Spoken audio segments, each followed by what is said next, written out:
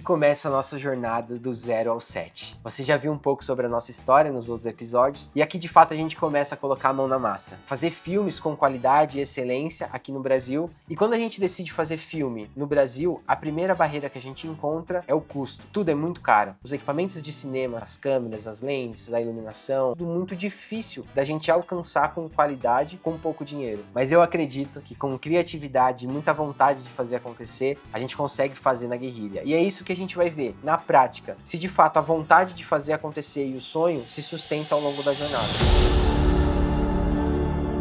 Tá, mas por onde que a gente começa? Todo bom filme tem uma boa história por trás. E tudo começa ali no roteiro. E o bom disso é que a gente não precisa de dinheiro para fazer um bom roteiro. A gente precisa só de um papel, de uma caneta, ou hoje em dia de um computador, e uma boa ideia na cabeça. Comecei ali colocando algumas ideias que eu tinha na cabeça no papel, e eu encontrei uma dificuldade muito grande, que foi organizar essa ideia. Porque uma boa ideia, ela precisa ser muito bem contada. A gente vê filmes muito bons que a premissa, nem é tão boa assim, mas a forma que eles contaram a história trouxe uma grandiosidade pro filme. E às vezes você tem uma premissa muito boa, mas a forma de contar ela fica ruim. E aí se torna um filme ruim. E aí você, com um roteiro ruim, você pode ter a melhor câmera, a melhor lente, a melhor equipe, o melhor diretor. Mas com um roteiro ruim, uma ideia ruim, uma mensagem ruim, isso não se sustenta, não vai pra frente. Bons roteiros com equipe e equipamento ruim dão bons filmes, mas equipe boa e equipamento bom com roteiros ruins acabam dando em filmes péssimos.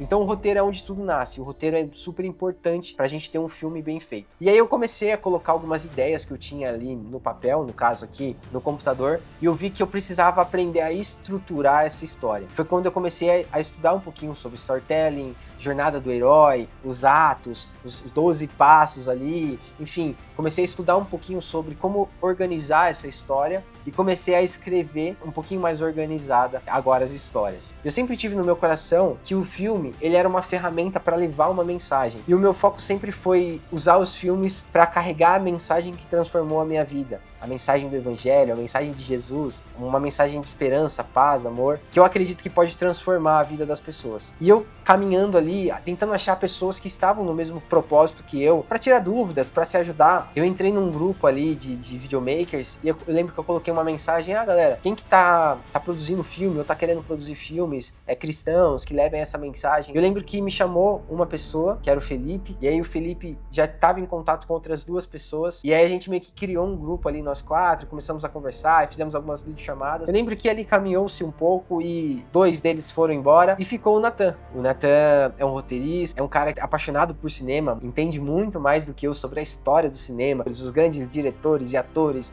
e filmes. É aquele cara que gosta de filme de Oscar. E ali a gente começou a conversar e tal, e ele foi me inspirando e me ensinando algumas coisas sobre roteiro, ele já escrevia, até que a gente fez um curta junto, chamado Maria. Fui até Bragança Paulista, onde ele fica, e ali a gente gravou, passamos 4 dias ali gravando esse curta-metragem, e ali eu tive o meu primeiro contato com um curta-metragem, com um set de filmagem com muita gente. A gente rodou com uma Red, uma câmera legal. Então ali foi quando eu comecei a entender como funcionava na prática. E a minha relação com o Nathan dura até hoje, a gente troca ideia, a gente se ajuda.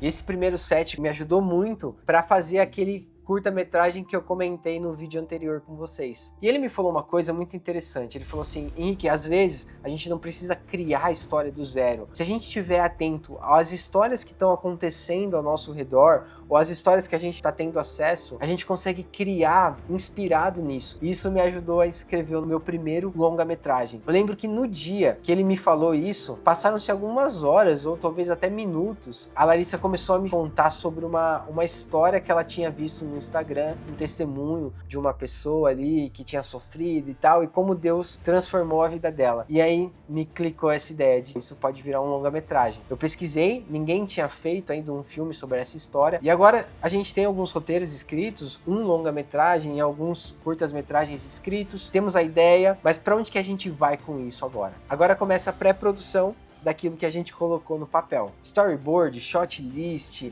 quem que vai ser os atores que vão protagonizar o nosso filme, as locações, 1000 coisas que a gente precisa pensar antes da gente ir para o set de filmagem. E quando a gente fala de pré-produção, agora em 2026, uma ferramenta que ajuda muito a gente é a IA.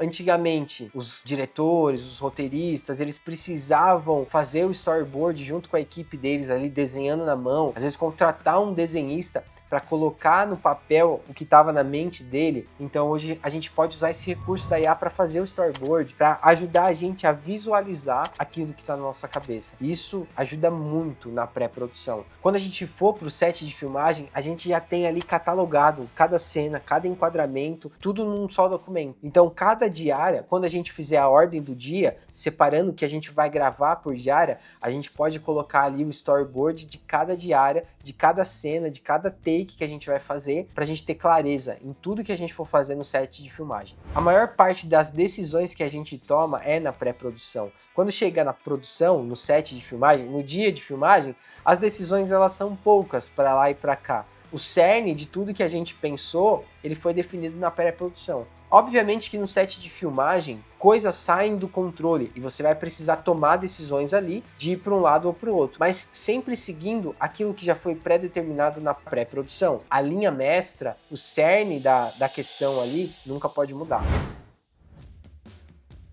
Uma das partes da pré-produção é a produção executiva, que é onde a gente vai ver, vai listar todos os equipamentos, equipe, tudo que vai envolver dinheiro. É a parte que faz acontecer. Porque não adianta a gente ter um sonho, ter um roteiro muito legal, se não for colocado em prática. Para ser colocado em prática, a gente precisa viabilizar tudo isso. É onde a gente chega na produção executiva, é onde a gente chega e esbarra no custo. Mas eu creio que tem um jeito de se fazer. Eu ainda não sei qual. Uma coisa que eu não abro mão é da qualidade. A gente precisa fazer algo com nível Netflix.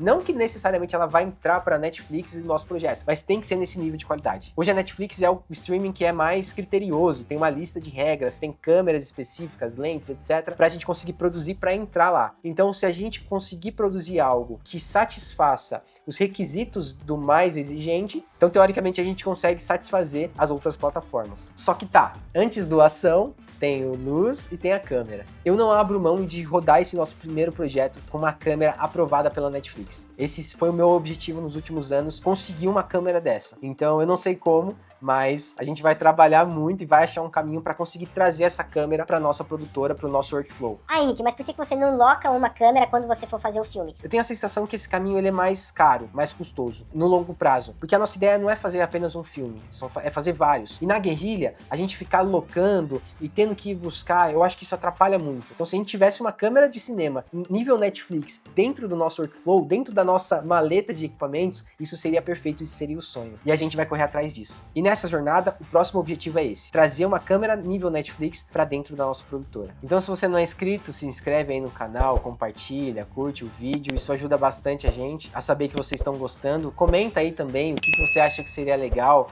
a gente fazer, ideias de roteiro também, se vocês tiverem, é muito bem-vinda. Você está convidado para participar dessa jornada do 0 ao 7.